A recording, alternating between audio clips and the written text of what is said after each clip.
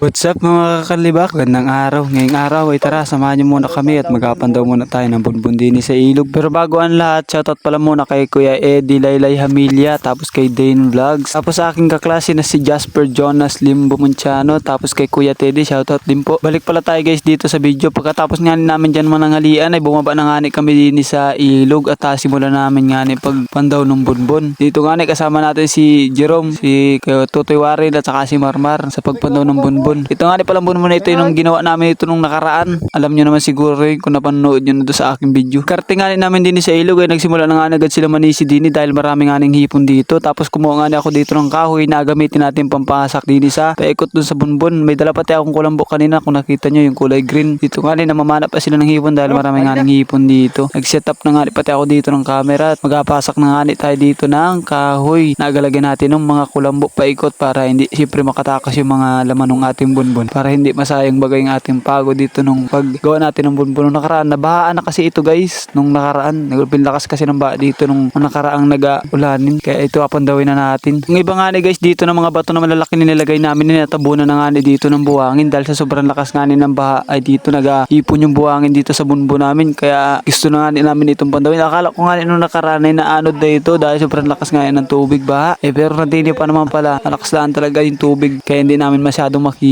Pagkatapos nga namin may lagay ni dito ni Tutoy paikot yung kulambo na kulay green na yan ay dito natambakan na nga namin dito yan ng buhangin para siyempre hindi man makasuot yung mga laman yan na mga hito o kaya mga hipon o tilapia baga namang mahuli natin dito. Tatabunan lang natin ito paikot. Ito tulong-tulong na nga kami dito para ito ay masimulan na namin pagtanggal ng mga bato dun sa loob dahil medyo malalaki pati yan. Dito ay natanggal na rin nga ni Marmar dito yung mga layak na tinabo namin dito sa ibabaw, mga palapa ng nyug. Dito habang nagatambak nga kami dito ng buhangin, nagalis na ng mga layak dito sa ibabaw ay dumating nga dito si Russell. Si Russell boy dito nagasimula na nga kami dito mag-alis na mga bato at medyo maano na pati hawa na yung ibabaw. Salamat nga kami dito at medyo malakas ang tubig dito, mabilis luminaw ang tubig dito sa loob ng bunbun. Kasi kung ito ay hindi man naagusan may ganang tubig ay matagal ito luminaw kaya dito unang sipat nakadali agad dito tayo ng napakalaking hito. Napana agad nga dito ni Marmar. Tingnan nyo naman kung gaano kalaki no, napakaitim na nga ng itsura ng hito na nahuli nito. Ay ingat-ingat lang talaga at baka matibo man din yan. Wala, patay na, finish na. At dito sa sumunod natin na huli dito, nakapana nga dito ng hipong sapa. Medyo malayit pa nga itong hipong sapa na ito para mabaiwari hipong sapa. Tapos sumunod dito, napana nga dito ni Tutoy itong ating tilapia. Baga kanina nakikita na yan. Nakita na namin din yan sa labas kasi pagpunta namin din sa loob ng bunburin na rin, hindi pala sa loob man din yan. Tapos dito nakuli kasi kay Aaron dito ng hipong sapa na may biyod pa. Kahuli na dito yung pangalawang hito na malaki. Ayan, ako nakatalong pa man din yan. Aray ko.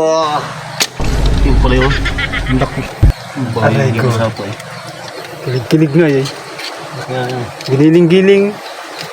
In the bininging. Giniling-giling-ging. Ano patibo yung paa. Wag! Patay na ito. Yung inong ilatanggal na. Hindi inaasahang pangyayari man din ay bigla man din nakawala yung hito. Yan, pagtusok sa ulo, napakatigas pala nun. Dito sumunod, nakita na nga dito agad yung hito kanina. Yan yung pinana niya kanina, nakalabsot lamang pag sa tusok niya sa ulo dahil matigas nga yung ulo nitong hito. Dito nilagay na nga ito sa galon dahil nagalagyan nga kanina itong timba, nakakalukso nga dun. Dito napakarami nga nila nahuli ditong hipon. Tapos yung mga tilapia, saka mga kayaon ba tugod yun. Yun, may nahuli nga dito si Marmar ulit na hito. Medyo maliit lang nga ito. Pero good size na yan. Pwede na yan. Dito napakarami nga yung nahuli dito ng kayaon. Hindi lang natin nabibigyan ng maayos. Ito na pala yung nahuli natin dito guys. Oh. Nilipat lang ng kapatid ko dito sa galon. Dahil hindi nga dito sila nakakatalo ng maayos. Pag nasa timbain ako nakakawala. Tingnan nyo naman guys kung gaano kalaki yung mga nahuli natin ditong hito. Sulit na sulit talaga ang pagod.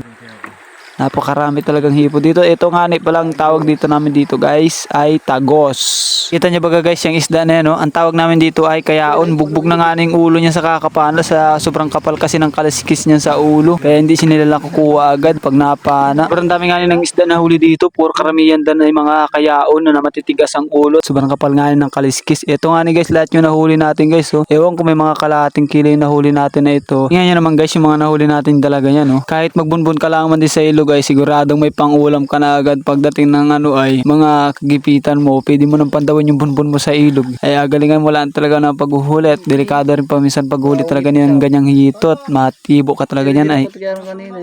Ito nga nililis ko na nga guys yan. Pinagbukod-bukod ko nga dito yung mga hipon at saka isda. Pinagsama ko yung mga hito at saka yung mga kayaon, saka yung mga palo dito. Nilinis ko na rin ito. Pinantanggalan ko ng mga laman loob dun sa loob ng tiyan nila. Yung mga hito nga dito na malalaki, napakarami nilang biyo dun sa loob o itlog. Dito nga ginayat ko na yan. Sinalang ko na rin. Nilagay ko na rin dito sa kawalit. Ito ay apakatiyan natin sa suka. Saingin pala sa suka. Dito, ginata na rin nga nito ni Tutoy. Anong ginuha niya sa tuba? Aray ko.